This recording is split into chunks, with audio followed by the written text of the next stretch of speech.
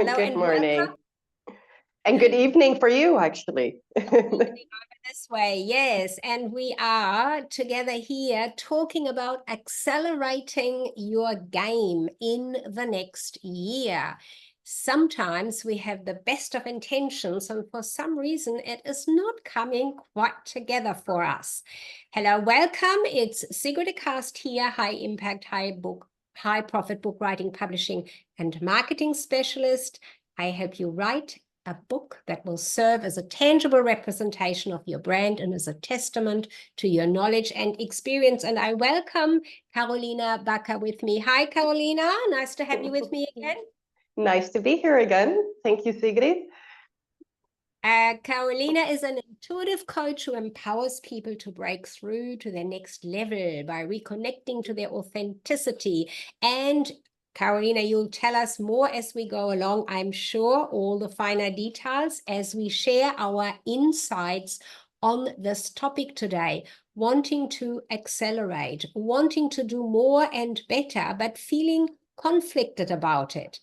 Something that you experience when you talk to your clients? Tell us more about that. Well, yes, of course. And I think everybody in this is not an odd thing to have. This is not something that we that not everybody has this, to be short in that. Because everybody has this moment when they say, okay, I'm gonna set a goal, and you have every intention of reaching that goal. And during the process, you find that simple things. You forgot.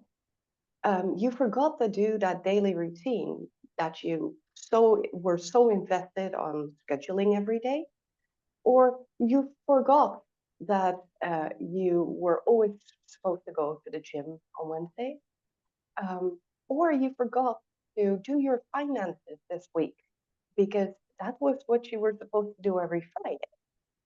And you find that very often you then say, yeah, but I have a good excuse. Those excuses are usually the things that are most popular to all of us is I didn't have time, or I didn't have the right support, or well, in a lot of cases, when you want to do something that will cost you a bit of money, I didn't have the finances at the moment. And so we let those things hold us back. So those are sort of like excuses that we come up with to say that we want to do something, we want to achieve something, but then we have excuses. Would you call that excuses, that you couldn't do this and you couldn't do that because of reason? Well, and that's the difference. Where's an excuse and where is a reason, right? What would you call an excuse and what would you call a reason? I would say an excuse is something that we figure out afterwards. And a reason is something that we give upfront to not do something. There's nuances in that because reasons can be excuses. Excuses can be reasons depending on how you use them. But the most important part of that is that an excuse doesn't have a moment of decision making. And so when we feel that we are not consciously making a decision of, okay, this Friday, I have other things on my schedule that are a higher priority. And so I'm going to leave that finances and figuring it out, what I need to pay, what I don't need to pay for my business. I'm going to leave that on the side this Friday, and I'm going to replan it for Monday, for example. Then you have a reason because you've prioritized the rest of your day. If on Saturday morning you wake up and you say, I forgot, but I didn't have any time, it's that little word, but I didn't have any time, then most likely you are making an excuse, which you are not doing like it feels legitimate, right? At that moment, it feels legitimate. And that's because our brain makes us find these excuses. we don't feel like doing our finances, and we don't feel motivated to go to the gym every Wednesday. We don't always feel motivated to do our daily routine immediately when we get out of bed. And so, true, right?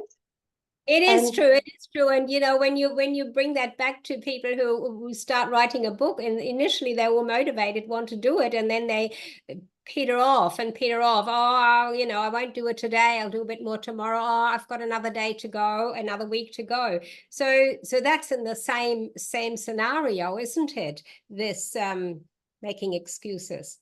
yes, absolutely. And it continues, it moves forward, it becomes a rolling event, right? And at some point we kind of lose track of it, because what we truly do, what our brain truly does, is it wants to make us feel comfortable.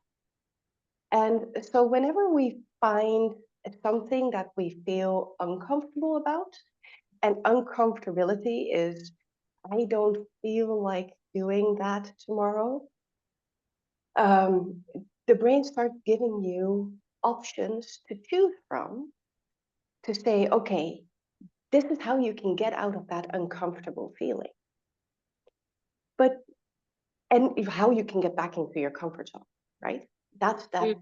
Everything the brain does is, oh, I want to feel good. I want to be in that comfort zone. I want to be held there, and like a warm bath. This is so nice and comfy.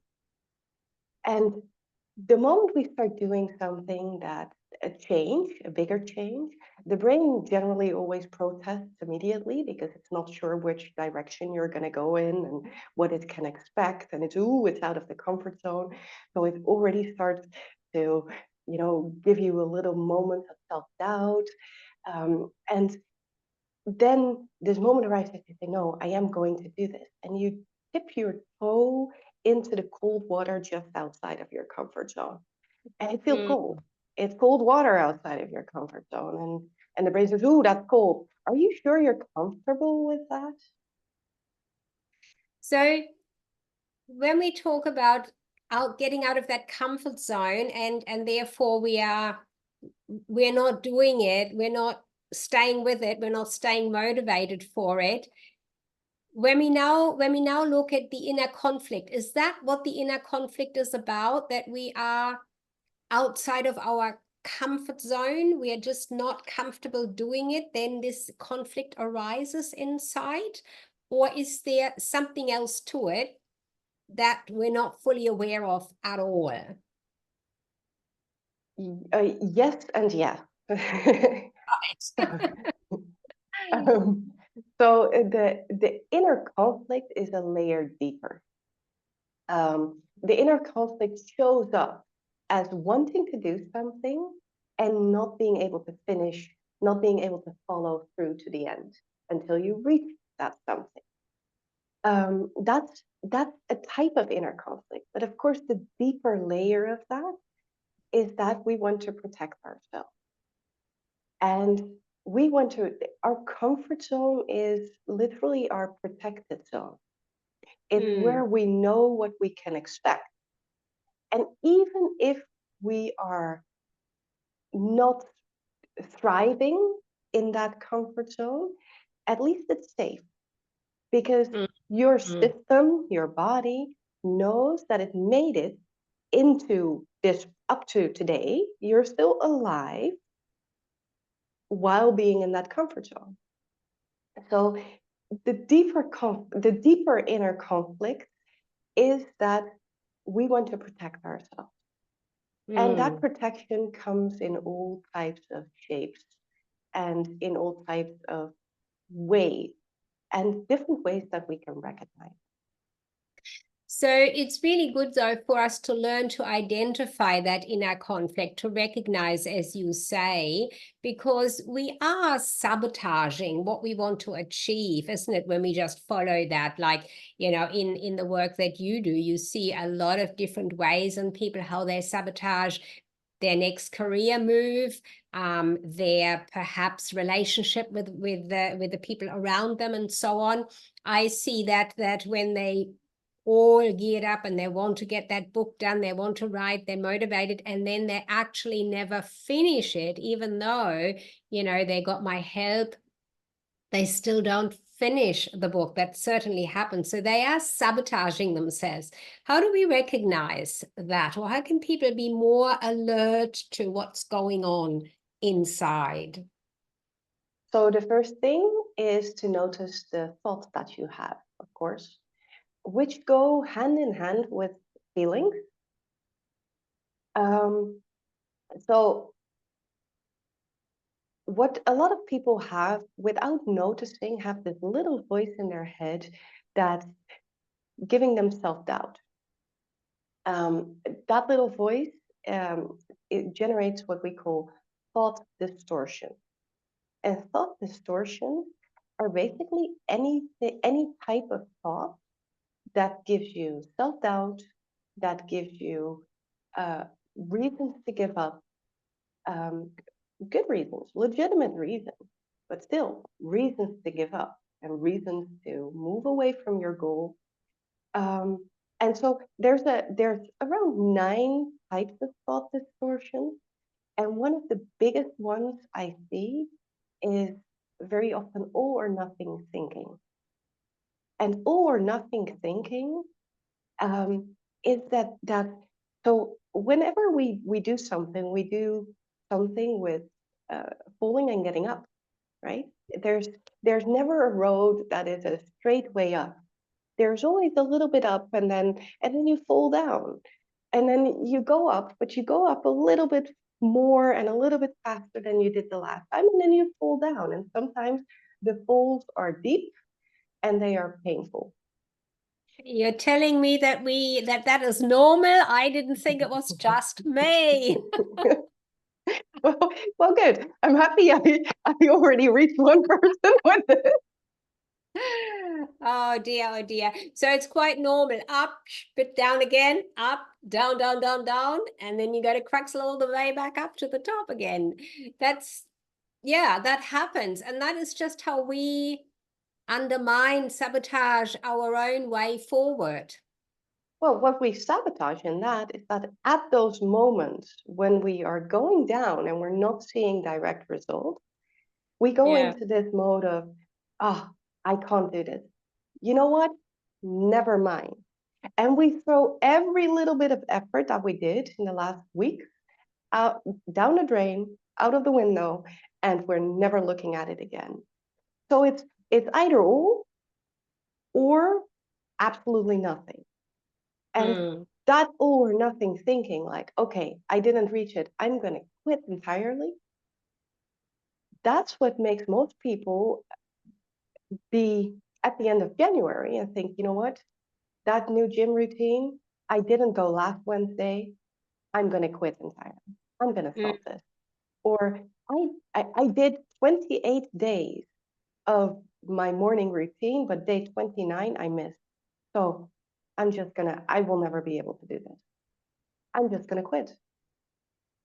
I think that is a huge lesson that you have already shared here with us, Carolina, because all or nothing thinking is, I think, in almost everyone, it's almost like we are brought up with that. That's just sort of the standard thinking. It either works or it doesn't, and then if it doesn't, you're not going to do it, and you give up, kind of thing, or put more hurdles in your own way and not go back to it. Would that be right? Yes, and that's of course because we grew up with a very binary society. I mean, you either passed your test or you didn't. So the things were either good in one way or fitting in one way, or they were not fitting. And luckily now we have a lot more different types of schools that also look at the qualities of the child. But well, uh, even though children are still, and we were measured next to a imaginary line of numbers from 1 to 100%, and if you got over 60%, then you were good, and if you were under 60%, you didn't pass. So Mm. it makes sense that we have this all or nothing thinking, especially if throughout the school year you really try very hard to get your grade up to that 60% level that helps you to pass to the next class. And then at some point during the year, you knew that you weren't going to be able to get that. You knew that you might not pass to the next class, and that Mm. all your classmates would, and you would be there and you would think, oh, and that's the moment when, as a child, even you would already prepare yourself for disappointment. You would prepare yourself for rejection. You would prepare yourself to say, okay, I am going to sort of prepare myself for that bad news. And you would give up. You would say, okay, if I'm anyway not going to succeed, I'm not going to fight all my way through to the end. I'm not going to fight for these last 2 months because everybody is anyway already telling me that I can't make it. So it's nothing. So we're kind of pre-programmed, if I can use that terminology. Conditioned. Absolutely. Yes. From that. So, Carolina, that makes it very difficult and disappointing to think that, my goodness, I've been pre-programmed. I don't want to be like that. So I'm going to spend a lifetime working on that, finding ways to overcome that, finding help, finding coaches like yourself, for example, to work with me on that. How difficult is it to work on that? Not at all. So everybody thinks that big changes need, or big changes like in your world need big changes in yourself. That's Mm. that's not true at all. The simple and yet super effective tool for this is I'll give an exercise if you allow me. Yeah, go for So it. for everyone that has that all or nothing thinking, um, right at the end of the day, write down 3 moments that you had that all or nothing thinking and that you almost wanted to give up. And when you have those 3 moments, first write down those 3 moments. And then once you did, you, for each and every moment, you ask yourself an empowering question. And the empowering question is, how am I going to make a success out of this anyway? And so it's very important that that question, it can be, what can I do to make this a success? Or who can support me in making this a success? Or who can I find? Um, all those questions, those open-ended questions, it's very important that that question is not a can I, a yes, no answer question, right? Can I Mm. do this? Do I want to do that? Because the brain automatically, 60% of the time, the brain will automatically go into no. And so you've already cut yourself off from that creative moment at that time. But if you look at the questions and open-ended questions, you get those 3 or nothing thinking moments. And everybody has 3 in a day. I, as a mindset coach, I'm trained in finding the moment I get one of those thoughts, I immediately think, oh, there's one. Even I have 3 or nothing moments in my day. Good to know. We all have it. We all have it. Even trained professionals still have Ah, it. So so go on. that so that that writing those 3 down, getting yourself an open-ended question, how am I going to make this a success? And every type of variation of that, that little Mm. exercise, do that every day. And if you don't do it for one day, don't beat yourself up over it. That's also, be kind to yourself. Be gentle with yourself. Because if you did it for one day, you already improved. And if you do it for 2, you even improved a little bit more. And so that's basically what life is all about, being a better version of yourself today than you were yesterday, however you do that. So it's practicing it. Is first of all, of course, it's knowing that we have thoughts and feelings that kind of put us into this conflicting area quite easily, because we are kind of pre-programmed for this all or nothing scenario. There's probably very few people who have not experienced that and have come off that early in their life. Most people take that right through a large portion of their life, and that really interferes with us to achieve these much bigger dreams or this new direction. So this all or nothing is not a very good way of thinking, because it kind of cuts you off from exploring more, is what I'm hearing. And your tip here is to look at least 3 moments every day, but not beat myself up when I don't.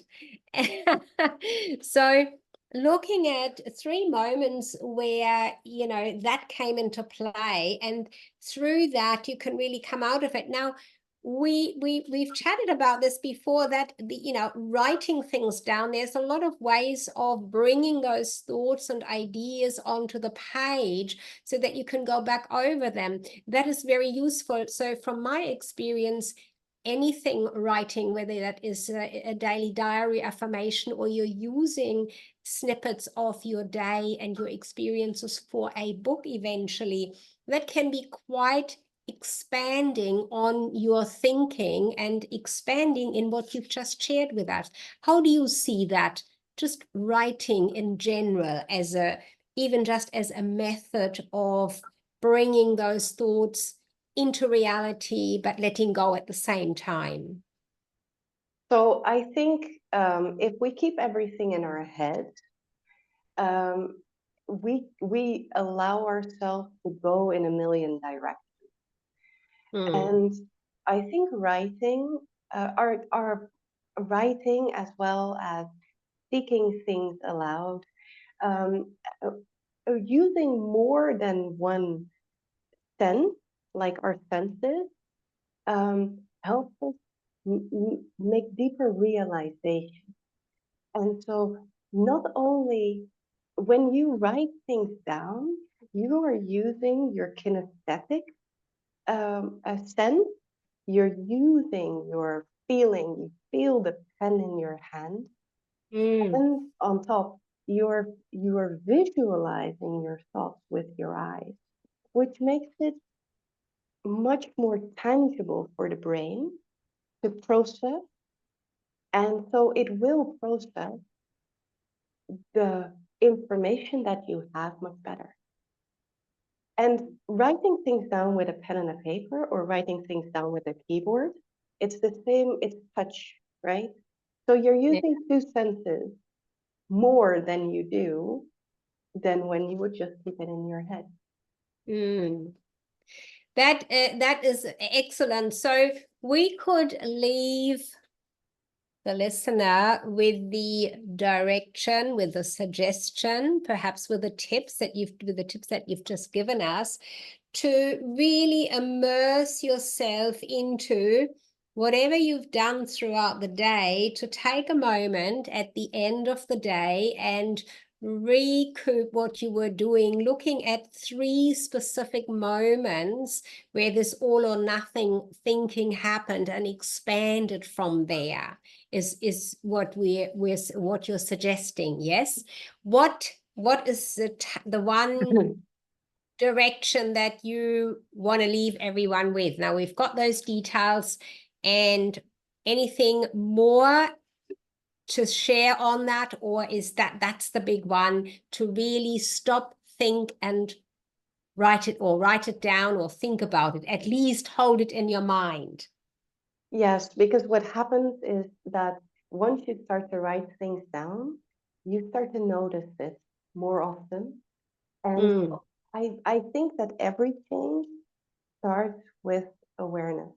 You cannot change what you cannot see. You cannot change what you cannot notice. So just a simple act of noticing and writing things down will it will support you in finding more of those moments, and it will support you, and at some point you will find them throughout the day. You'll think, oh, I did it again.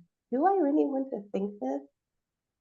Or do I want to go into a different direction?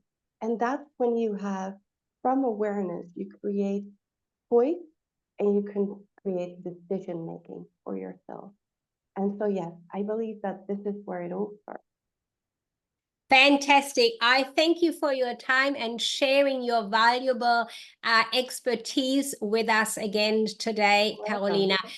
So to accelerate your game in the new year, getting out of that conflicting thinking to do everything you want to do, what we've shared, what we've heard from you is that those thoughts and feelings you have around things, really take the time at the end of every day and recall 3 things where you had some sort of all or nothing thinking. Now I'm going to put a pad here next to my computer to do exactly that, because I'm a very big all or nothing person, that I've just realized in our sharing this information.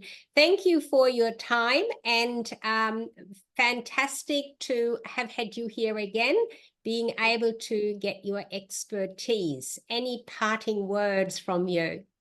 I think that for today, I would like to wish everybody a merry holiday season and a good start of 2024. I believe that we are up for a great year, and I wish everybody an amazing start.